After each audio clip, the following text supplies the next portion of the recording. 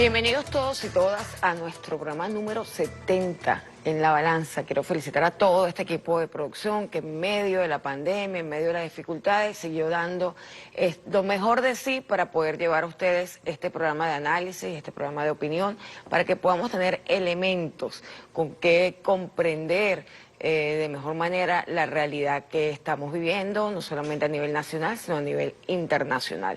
Hoy, aunque es 2 de marzo, tenemos el gusto de recordar que estamos todavía en el febrero de resistencia. Vamos a hacer un homenaje al 23 de febrero, a la batalla de los puentes, a las heroínas y a los héroes que estuvieron allí defendiendo la soberanía, defendiendo la república del intento de agresión o de la agresión, porque fue una agresión frustrada por parte de Estados Unidos y Colombia contra el pueblo de Venezuela, contra la integridad territorial de Venezuela, contra nuestra identidad venezolana. Yo le voy a pedir al director un video para recordar algunas de las declaraciones de voceros norteamericanos donde ellos explicitan claramente que efectivamente estaban dirigiendo una batalla simulando una supuesta ayuda humanitaria. Por favor, señor director, permítanos el video.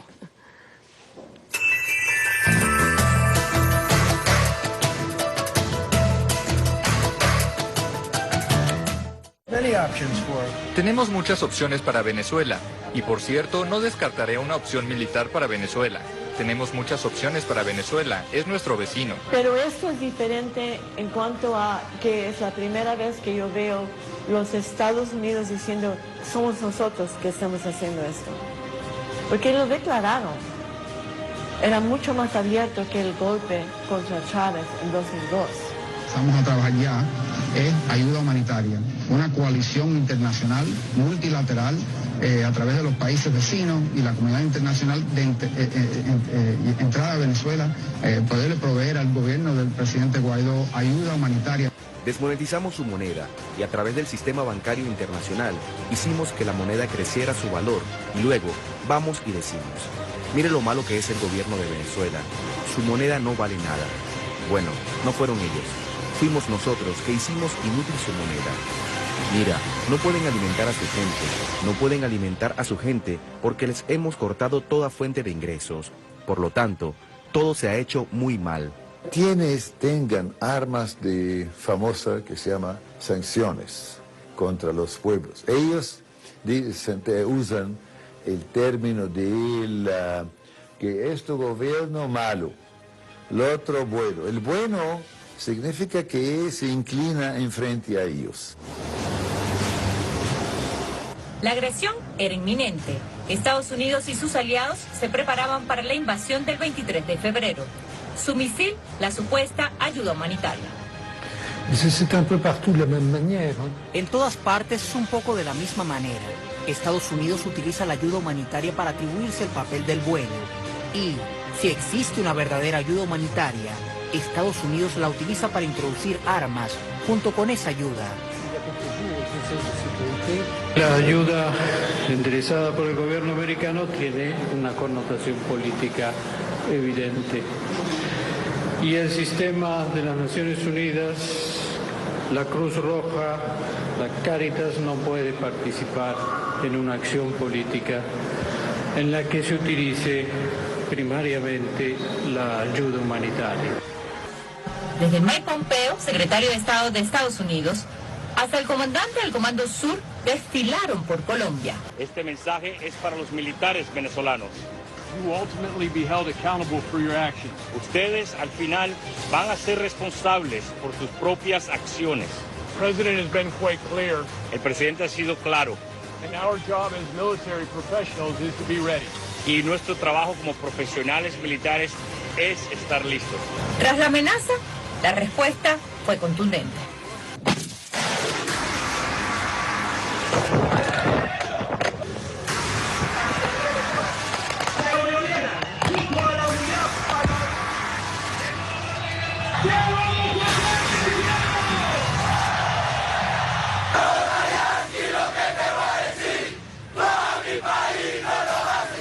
Luego de ver estas imágenes este video con la doctora Ana Cristina Bracho, quien es nuestra invitada especial de hoy y con quien tenemos el gusto de analizar lo ocurrido el 23 de febrero. Tú llamaste en un libro que escribiste, que estoy leyendo y estoy disfrutando, el libro 23F, La batalla que evitó la guerra. Todo esto que acabamos de ver en el video son algunas de las vocerías del Comando Sur, del secretario de Estado norteamericano, del propio presidente Donald Trump, donde claramente en la mesa del ajedrez militar norteamericano estaba la intervención militar contra Venezuela y en la que participó, por supuesto, un sector extremista de la oposición, bueno, no es oposición, es un sector extremista de venezolanos. Eso no se puede llamar oposición porque no es política. Y figuraron el 23 de febrero a través de una simulación de ayuda humanitaria, todo un escenario para poder agredir el territorio nacional. Háblanos, por favor, Ana Cristina. Bueno, tengo que presentarla, la doctora Ana Cristina Bracho, disculpen ustedes, hermana muy querida mía, mi hermana menor. Ella está aquí con nosotros, es poeta, es abogado, es escritora, ahora ha iniciado en la carrera de historiadora con este libro sobre el 23 de febrero, además Premio Nacional de Periodismo Digital 2019 Aníbal Nazoa. O sea, tenemos aquí a una persona que le ha dedicado su vida a narrar de diferente manera lo que siente el pueblo venezolano. Gracias por narrar lo que sentimos y lo que queremos expresar al mundo. Bienvenida, Ana Cristina. Gracias, Olga. Quiero que nos cuentes un poco cómo nace la idea de dejar por escrito lo que ocurrió en la batalla que evitó la guerra, porque nosotros somos de memoria corta, lamentablemente los medios de comunicación nos hacen tener una memoria muy corta y hoy tenemos que recordar nuevamente lo que ocurrió en ese momento, que bajo asedio psicológico para todo el pueblo venezolano dimos una gran batalla de resistencia contra lo que estaba planificado por Estados Unidos. Sí, en efecto nosotros tenemos muchos elementos que sucedieron al mismo tiempo. De hecho, imagino que muchas de las personas que ven estas imágenes, a uno incluso le cuesta acordarse si eso pasó, si toda esa gente se desplazó a ese sitio, si fue tan grave, si fue tan inminente, porque nosotros hemos estado muchos años ya bajo un esquema de una guerra combinada, bajo una situación de estrés permanente, y ese día, el 23 de febrero, fue para la oposición, para los voceros que tuvieron, sobre todo en Estados Unidos, el momento donde se iba a definir lo que pasaba. Se habló de que iba a entrar una ayuda humanitaria, que esto iba a ser acompañado de una operación de desplazamiento de gente a la frontera a través de la promesa de un gran concierto y que además en ese momento, dijese lo que dijese el gobierno venezolano, pues iban a penetrar al territorio. Nosotros en ese momento lo vivimos, primero defendiendo unas ideas muy básicas. La primera es que los presidentes son quienes eligen los pueblos de acuerdo a los mecanismos que dicen las leyes y las constituciones que se eligen los presidentes. La segunda es que la ayuda humanitaria es un concepto de derecho internacional caracterizado por su neutralidad, por su acuerdo con la recepción y en el marco de una situación humanitaria que no estaba presente. Entonces nosotros, ¿qué vimos allí? Nosotros vimos una situación de agresión con varios elementos, un territorio que se presta para la llegada de esas tropas que estábamos viendo en las imágenes, llegaron a la frontera con Venezuela y vimos un proceso de legitimación de la acción a través de figuras de la industria cultural que se presentaron en ese sitio para disimular que era una acción militar. Frente a todos esos hechos llegamos a un momento que podríamos definir como un clímax de la confrontación, caracterizado porque eran los minutos de oro de la puesta de la autoproclamación de Juan Guaidó, que además en ese mismo día cumplía un mes de haberse supuestamente encargado de la presidencia, lo que quitaba cualquier posibilidad de usar cualquier interpretación descabellada de la Constitución, porque nadie puede ser presidente de Venezuela sin ir a unas elecciones. Entonces todo eso pasó, pero vino acompañado de otros hechos muy traumáticos, muy rápidos, en especial el saboteo del sistema eléctrico nacional, que hizo que simplemente la normalidad del país que es ser acosado, asediado y defenderse, pues se fuera como tragando el impacto que tuvo este momento. Nosotros estuvimos vinculados en ese momento con la defensa jurídica de decir que ninguna de las categorías que se usaban aplicaban, lo hicimos juntas en muchas ocasiones, pero también después de ese momento tuvimos otros elementos. Por ejemplo, la conversación con Nicole Cram, quien es la periodista chilena que fue herida en ese momento, las conversaciones con Madeleine García, quien nos fue contando lo que allí se vivió, cómo se resistió, cómo se oró, cómo habían personas desde sus religiones en ese encuentro, cómo habían símbolos de niños y niñas llevando ofrendas por la paz a ese lugar del Táchira.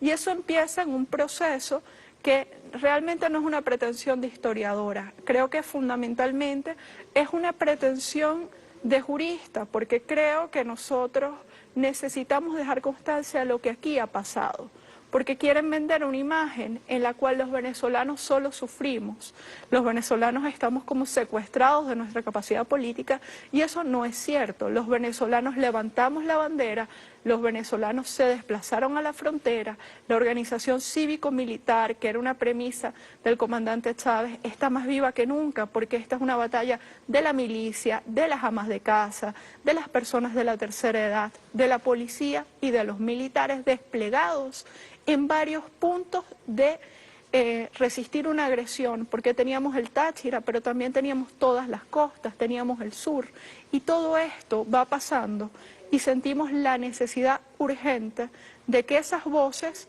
fuesen guardadas de alguna manera. Habíamos pensado en un documental y era muy complicado, y terminamos en un libro porque era la herramienta que teníamos, la palabra.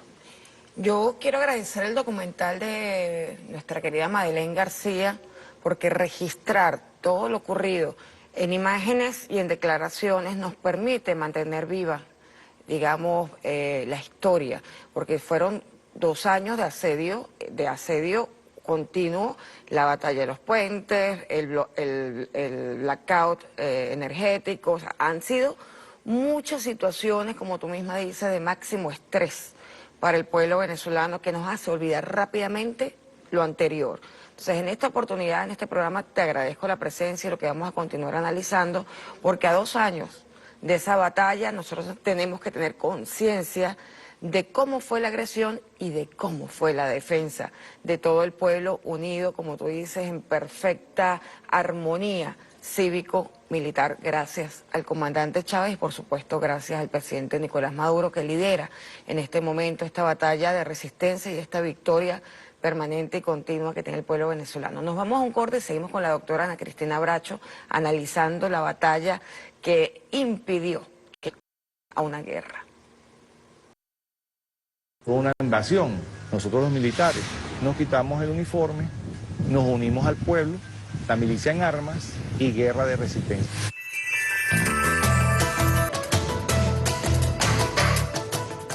Continuamos en La Balanza analizando la batalla que evitó la guerra el 23 de febrero con nuestra querida doctora Ana Cristina Bracho, quien, como ya hemos dicho, es periodista, poeta, jurista y nos acompaña para analizar y dejar claro en el imaginario colectivo que estamos ciertamente en resistencia y que lo que vivimos ese 23 de febrero fue una situación que nos puso al borde de una intervención militar. Háblanos un poco, aunque el crimen de agresión no está todavía descrito en el Estatuto de Roma, yo sé que la doctora además maneja al dedillo el tema del derecho internacional humanitario.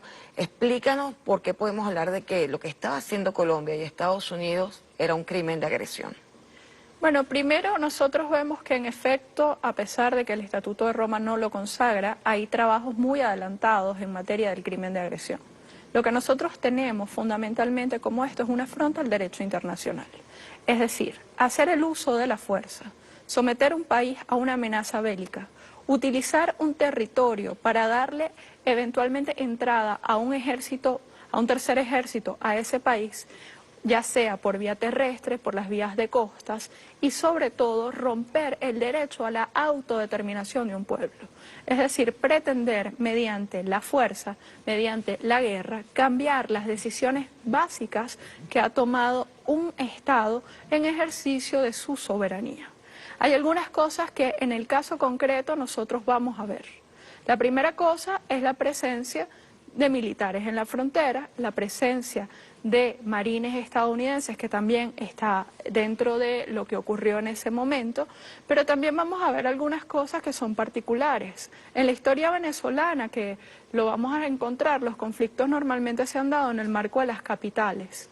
Hay un tema muy importante en lo geográfico en esto, porque esto era un proceso que arrancaba a través del mismo punto álgido de nuestra frontera, donde hemos visto, por ejemplo, todo el proceso de manipulación cambiaria, donde hemos visto es el punto de fuga de todo lo que fue la estrategia del contrabando de extracción. Entonces nosotros no tenemos cualquier punto para que eso se dé. Se da además sobre unas entradas, sobre todo en el escenario del puente de Tienditas, que es una zona en la cual nosotros no tenemos una actividad normal, y en el marco que en los otros puntos de la frontera sí existen elementos de comercio permanente y de vida común entre los dos lados.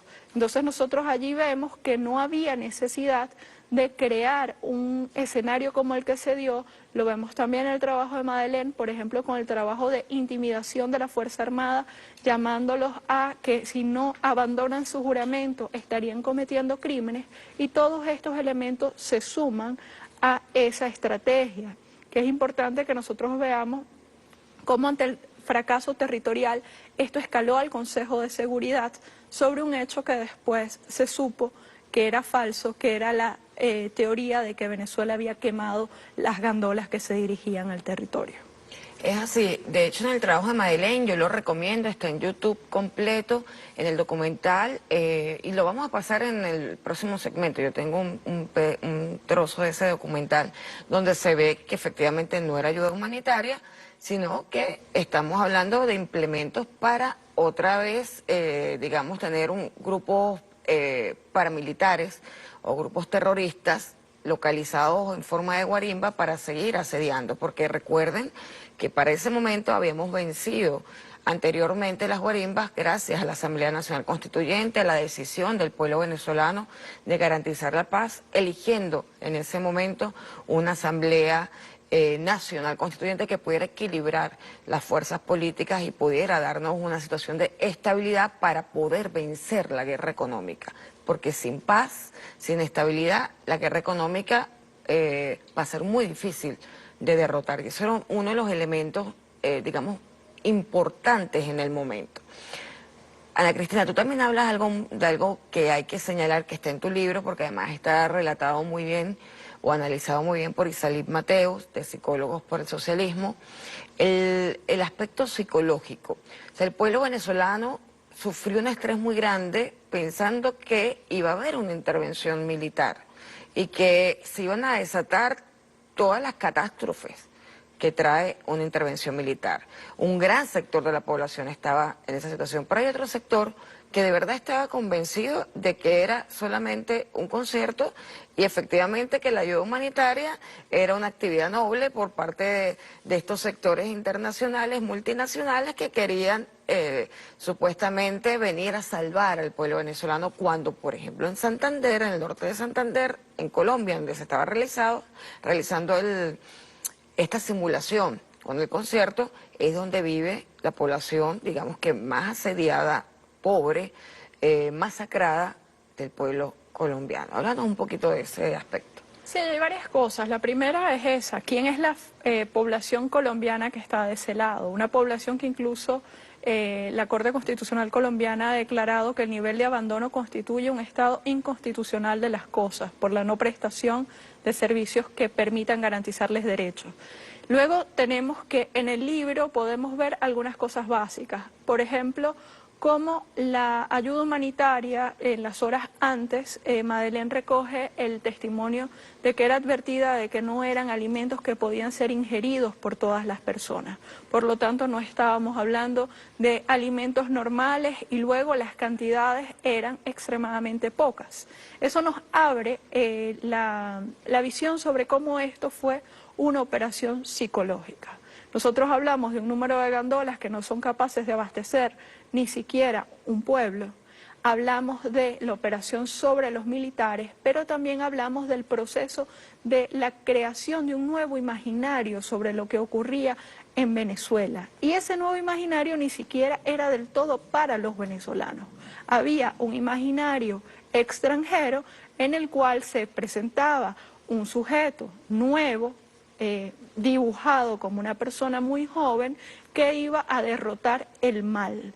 Y lo iba a hacer a través de elementos culturales como es todos estos actores tan importantes. Recordemos también que en los meses antes habían habido, por ejemplo, artistas, actores muy famosos visitando esa zona, que es una zona que no se conoce realmente por su poca relevancia comercial, incluso urbana, de lo que hay de ambos lados de la frontera a los efectos del juego mundial, ¿no?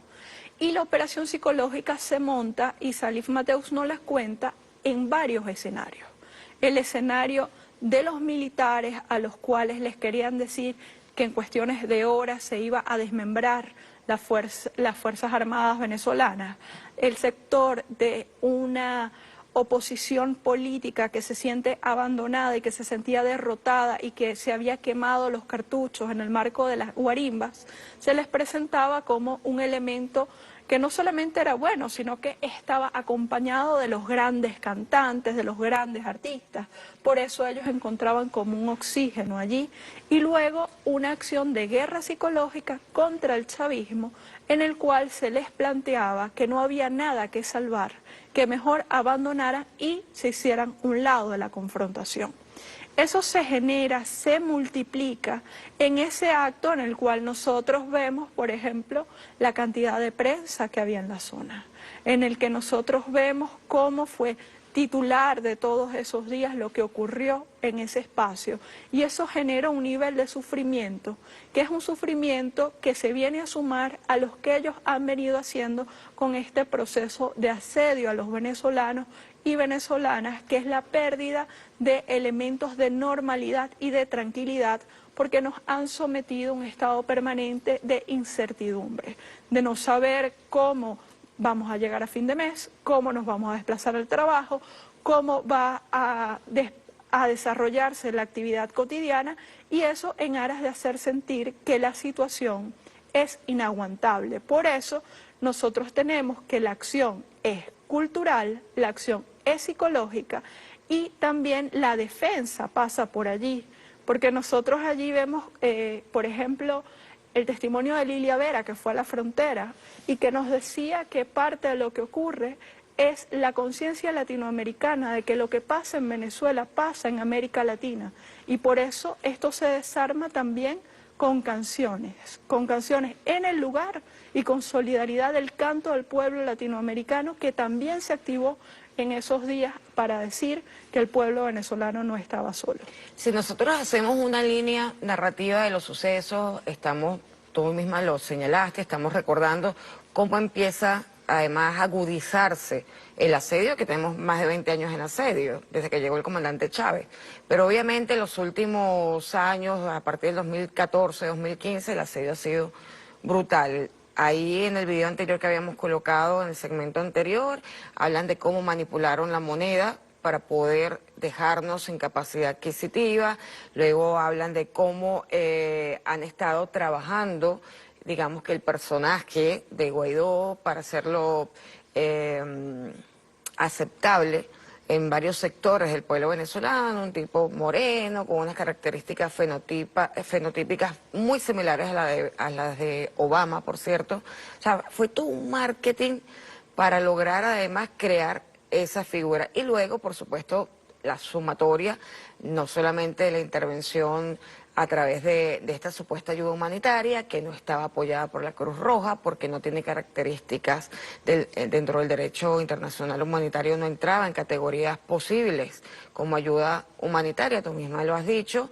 Y además, inmediatamente después de eso viene el blackout, dejarnos en total incertidumbre, o sea, no saber qué estaba pasando en el mundo durante 2 días era una situación de máxima alerta de todo el pueblo venezolano y máximo desgaste.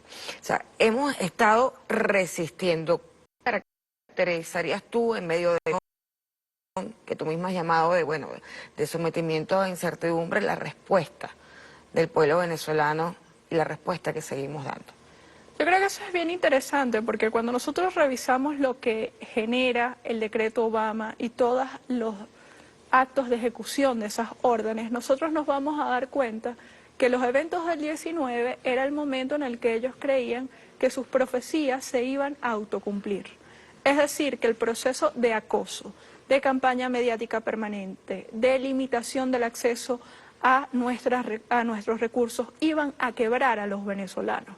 Cuando nosotros le preguntamos a los protagonistas de la batalla, a los que estuvieron, a los que estaban allí, en especial a los militares y a los policías, ellos nos decían que ellos allí entendieron Carabobo, porque ellos fueron a la batalla y cortaron los suministros de agua. Ellos fueron a la batalla y habían más civiles que militares. Ellos fueron a la batalla y la gente tirando piedras se rompió la cabeza. La gente se quedó sin zapatos, pero la gente se quedó allí. Entonces allí hay un elemento de la fibra nacional, del nuestro venezolano, de nuestro sentir, que es el hecho de una dignidad que también está explicada en el proceso psicológico, por ejemplo, por Isalif. Isalif decía que hay un proceso muy venezolano. Los venezolanos no nos sentimos víctimas, los venezolanos echamos para adelante. Entonces, la independencia, España envió a sus mejores hombres a combatir acá y fueron derrotados por hombres descalzos. Se sigue dando en la constante histórica. ¿Y qué vemos allí? Quizás hablando como Neruda, que ese despertar de Bolívar sigue estando en esta tierra, que siguen siendo las fuerzas chavistas una incógnita para el orden mundial, incluso para las caracterizaciones que hace la oposición, que suele pensar que esto es un proceso asistencialista, que la gente está porque les dan algo, por un tema de dádivas políticas, de clientelismo, y no es la realidad. La realidad es una noción de la historia, una noción de ser un sujeto de su propio tiempo, que hace que se vio en el apagón, en el sabotaje eléctrico. En el sabotaje eléctrico en Venezuela no pasó lo que pasa en todas partes, no fuimos a un proceso masivo de disturbios y de saqueos. Hubo algunos capítulos, pero ¿a qué fue el pueblo? El pueblo fue a organizarse en redes de solidaridad para aguantar y para evitar las pérdidas de comida, las pérdidas de cadenas de frío de medicinas y aguantar hasta que la normalidad se restableciera. Y esos son los elementos de este pueblo que está vivo en todas sus fases históricas. Así es, nosotros estamos además orgullosos de este sentir bolivariano, de este sentir chavista, y vamos a seguir analizando lo ocurrido el 23 de febrero, no solamente con la doctora Ana Cristina, sino que tenemos por ahí una invitada muy especial, heroína de la batalla de los puentes. Seguimos y nos vamos a otro segmento.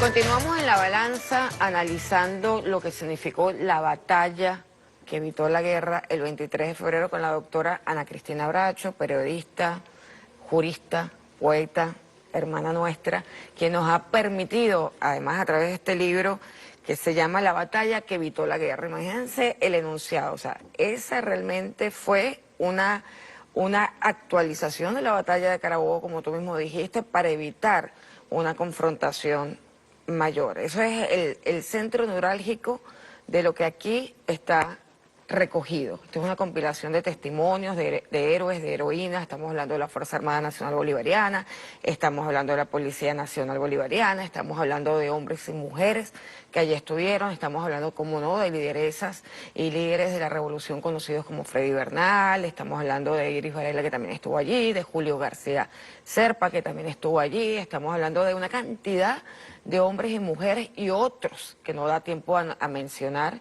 que estuvieron allí cantando, que estuvieron allí batallando y defendiendo la dignidad y pues entregando la vida, porque al final, en ese momento, como dice Freddy Bernal en el documental que él hizo Madeleine, y como dice aquí en el libro, oye, ese día sintió que había que entregarlo todo, y cada uno de los que estaban allí y los que no estábamos allí, de alguna manera sentíamos que era un momento crucial. Háblanos un poco de lo crucial de esa situación para el pueblo venezolano.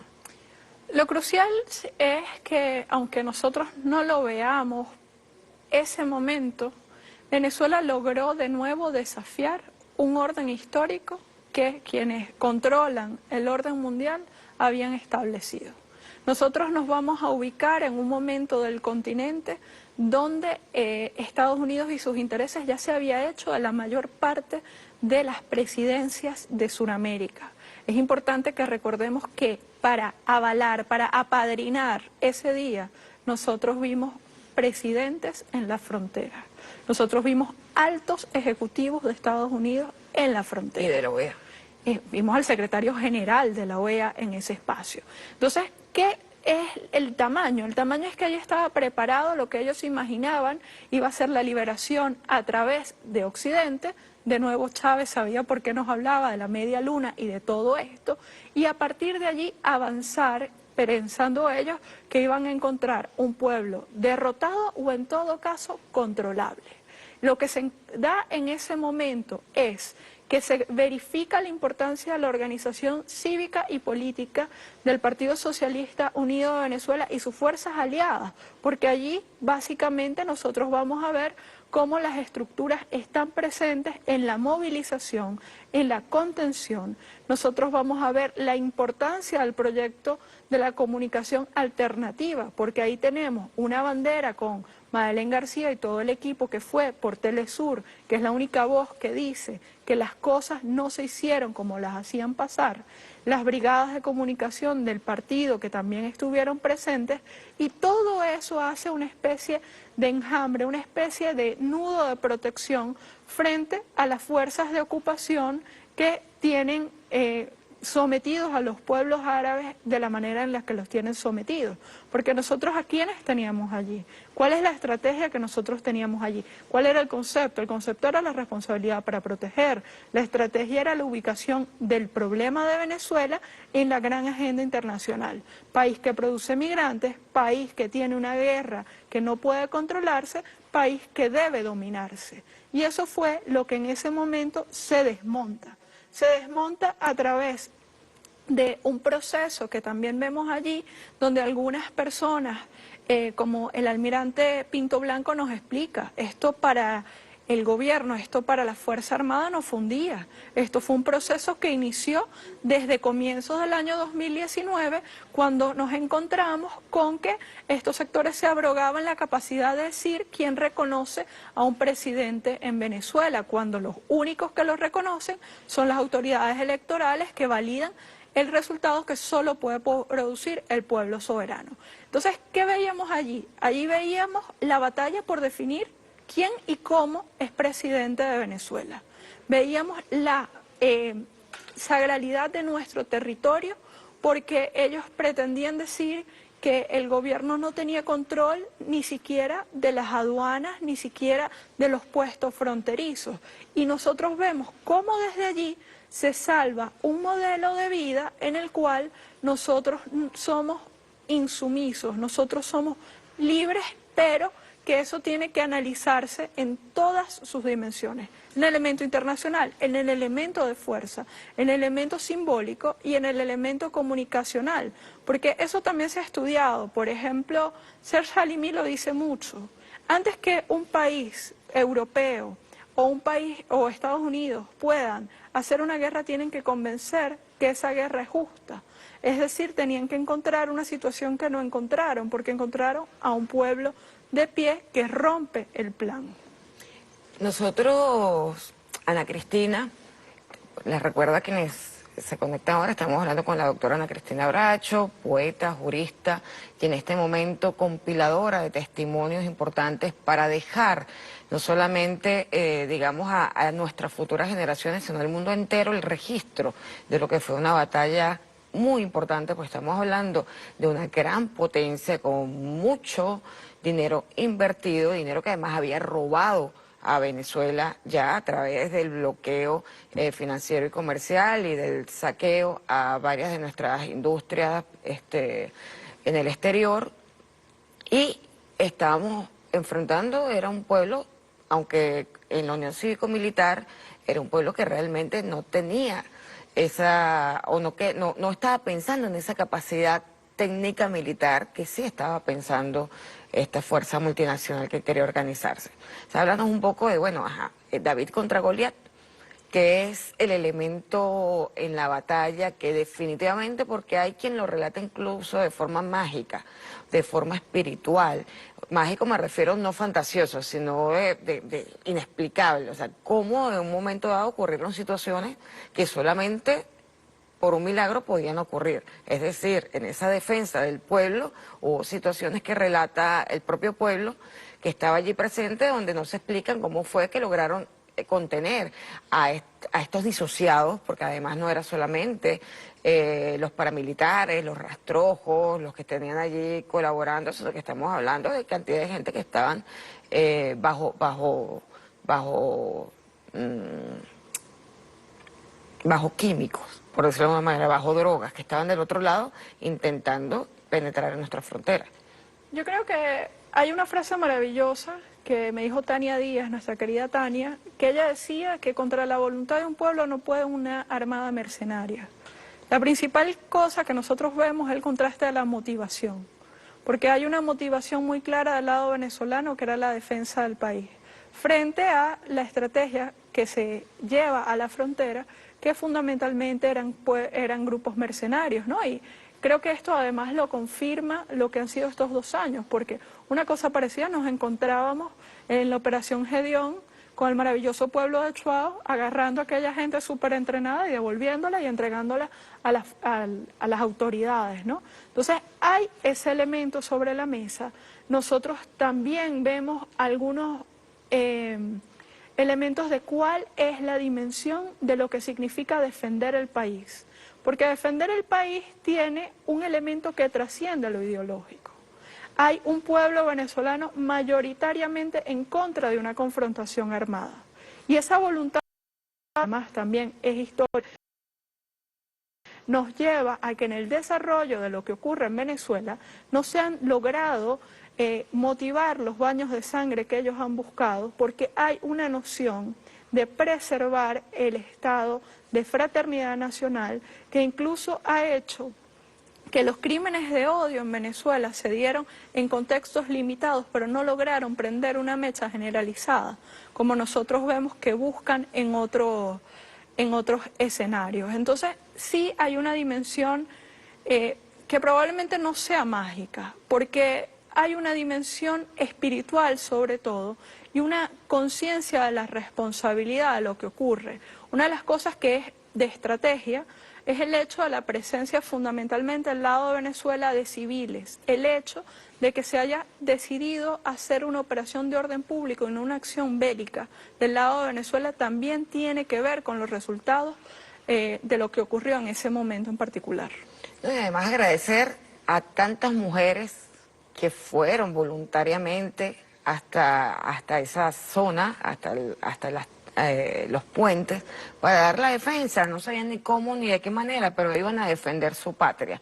Por las razones que fueran, fuera porque somos patriotas, porque somos chavistas, porque somos antiimperialistas, por las razones que tuvieran, los motivos que tuvieran, porque vivimos allí, o porque simplemente nos trasladamos allí solamente a defender, dieron una gran batalla. A esas mujeres, nuestro agradecimiento. A ti, Ana Cristina, nuestro agradecimiento por haber recogido tan importante testimonio de actores, de líderes, de lideresas, de héroes y heroínas que nos permitieron estar en este momento conversando tú y yo aquí sobre lo que sucedió el 23 de febrero en esa batalla que evitó la guerra, como tú bien dices. Yo recomiendo, por supuesto, ampliamente leer. ¿Dónde lo podemos leer luego? Este libro decidimos hacerlo con una licencia libre. Este libro está gratuito en la página de la Librería Caracas. La pueden encontrar enlazando desde la Alcaldía de Caracas. Allí pueden descargarlo totalmente gratis y totalmente a la disposición desde cualquier lugar. Bueno, como toda gran producción intelectual debe ser solidarizada y universalizada. Gracias, Ana Cristina, por acompañarnos. Mucho éxito en todas tus tareas. Gracias a ustedes por habernos acompañado. En el próximo segmento vamos a tener a una heroína protagonista de la batalla. Agradecemos tu tiempo, Ana Cristina, y bueno, seguimos con este libro que vamos a leer y vamos a enseñar a nuestros hijos para que nunca olviden lo que vivimos el 23 de febrero.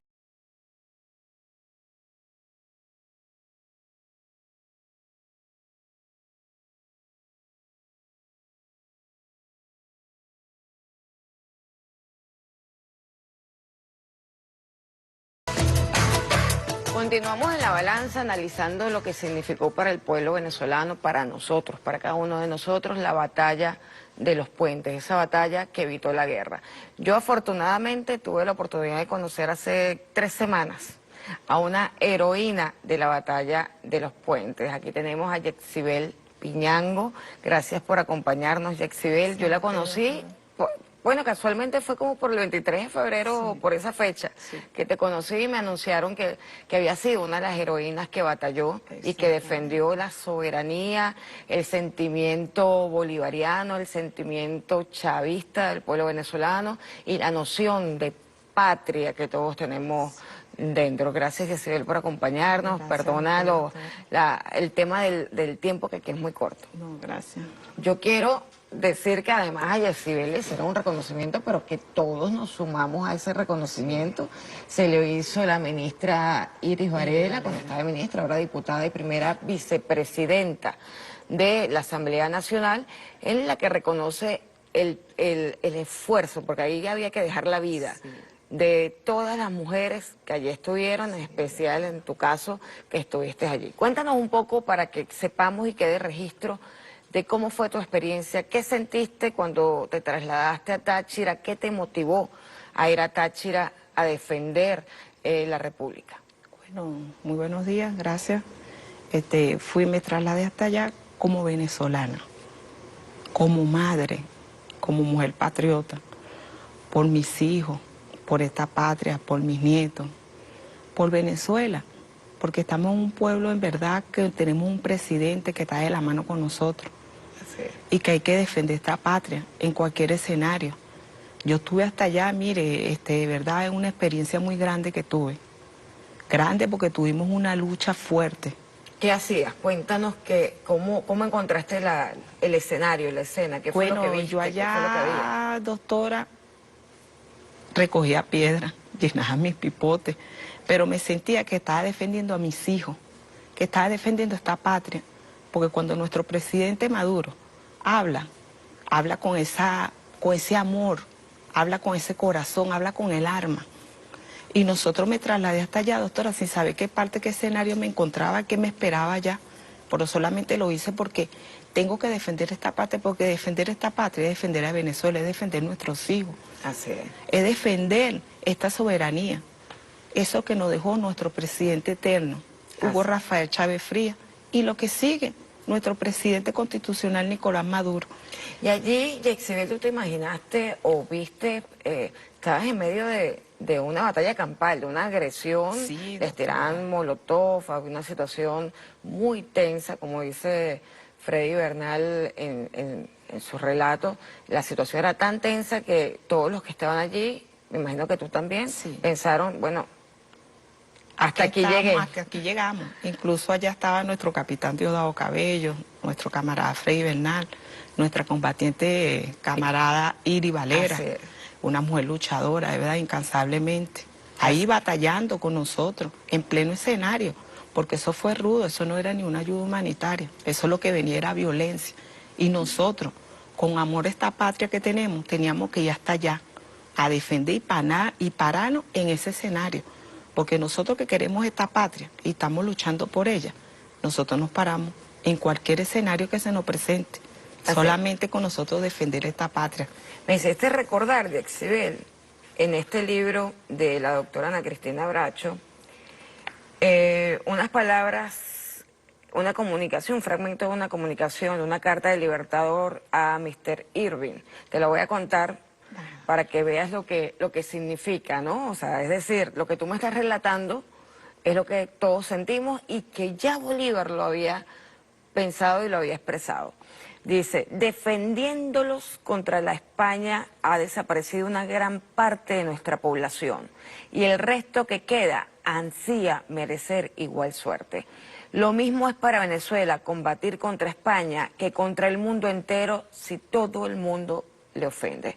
O sea, Bolívar ya nos decía, muchos murieron, muchos quedaron en el camino, en el caso de nosotros incluso el comandante Chávez, muchos compañeros que han quedado en el camino, pero los que seguimos también estaríamos honrados de morir por esta patria si eso es lo que hay que hacer para defenderla. Y no importa, no será España, Estados Unidos, será cualquier otro que ofenda la tierra de Bolívar y de Chávez y la tierra que estamos construyendo para el futuro, no solamente de nuestros hijos, Yexi, sino para el futuro de las naciones, porque Venezuela es ejemplo para el mundo en este momento. Los venezolanos, tú eres ejemplo para las mujeres en Venezuela y para las mujeres en el mundo. O sea, tú te reconoces como líder natural, como ejemplo para todas las mujeres del mundo. Sí. Sí, porque nosotras las mujeres somos luchadoras, no, todos nosotros los venezolanos somos luchadores. Y me siento de verdad, doctora, que orgullosa de haber estado en ese escenario, solamente en defender esta patria, en defender esta soberanía y darle esa pelea a esos antipatriotas. Así es. ¿Me entiendes? Que lo que han sembrado es violencia. No han hecho nada por nuestra patria. Gracias a Dios contamos con una nueva Asamblea Nacional. Así es, el escenario político, Yexibel, es completamente distinto. En ese momento Claro. la situación era muy compleja con la autoproclamación de un fulano que había sido puesto por Estados Unidos para simular varias situaciones, quitarnos el dinero que usa el Estado venezolano para las misiones, para el salario, para pagar debidamente al trabajador. O sea, nos han puesto en una situación de asfixia. Nosotros, Yexi, estamos resistiendo. ¿Qué mensaje le das tú al pueblo venezolano? Bueno, le digo, como una mujer que estuvo allá en esa batalla, y mucho, que sigamos adelante, que aprovechemos y sigamos adelante, y estemos de la mano con nuestro presidente Nicolás Maduro, porque es un hombre que ha sembrado aquí amor, patria, salud gratuita, nos ha sembrado vivienda digna, nos ha sembrado alimentación. Es un hombre que está de la mano con el pueblo y le tiende la mano a quien sea, a la manera que sea. Ese es un hombre, un presidente que lo tenemos ahí, que cada que se dirige a Venezuela, se dirige con el amor, se dirige con el alma y el corazón. Nosotros reconocemos eso también del presidente Nicolás Maduro. Yo creo que todo el pueblo venezolano reconoce la capacidad como jefe de Estado al enfrentar una guerra multidimensional, pero hay un elemento también crucial, que es sentirnos unidos a la Fuerza Armada Nacional Bolivariana en esta defensa de la soberanía. ¿Te imaginaste en algún momento formar parte? Porque eso fue un momento de perfecta unión cívico-militar. O sea, tú estabas allí defendiendo a la par de la Fuerza Armada, defendiendo a la par de la Policía Nacional Bolivariana, con el mismo sentimiento, con el mismo arrojo, la misma valentía, en esa situación que no sabía cómo iba a terminar. No esperábamos allá. ¿Alguna vez te imaginaste, tú estás en la milicia, Yexibel? No, no bueno, estoy. bueno, pero no solamente en la milicia, que es un componente, también vemos, con tu ejemplo, que en ese momento es todo el pueblo. Todo el pueblo. Es la guerra de todo el pueblo, es la defensa de todo el pueblo organizado, bien sea en componentes militares como en la espontaneidad del amor patrio. O sea, yo de verdad estoy orgullosa de ti, de todas las mujeres, orgullosa y representada. Es decir, me hubiese gustado haber hecho lo mismo que tú. Gracias. De todas las mujeres que estuvieron allí. Yo quisiera, Yexibel, ¿dará tiempo a colocar unas imágenes? No da tiempo a colocar unas imágenes. De lo ocurrido en ese momento con el concierto. Ustedes no se dejaron engañar por la campaña del concierto. Ustedes no creyeron en la fulana ayuda humanitaria. ¿Qué análisis hacías tú? Nunca creímos en esa ayuda humanitaria.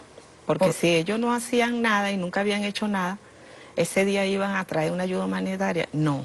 Nosotros sabíamos porque nuestro corazón nos decía que ahí lo que había era violencia. Ellos lo que querían estabilizar nuestro país. Así es. Y no, doctora. Nosotros como madres, como patriotas y mujeres luchadoras, reteadas con este proceso y con nuestro presidente Nicolás Maduro, sabíamos que ahí no venía ayuda humanitaria. Estamos ante una heroína porque defendiste la vida de todos y todas en Venezuela y la paz de la región, porque no era solamente defender algo tan sagrado como el suelo patrio, era también defender la región de una situación de guerra. Es defender a la propia Colombia que nos estaba agrediendo, prestando su territorio y prestando a sus militares, al propio Brasil que estaba prestando también a sus militares y su territorio, y al resto de los países que estaban asociados para delinquir en contra de la patria venezolana. O sea, ¿tú te imaginas, realmente tú te imaginas todo lo que tú hiciste en ese momento? Sí, doctora.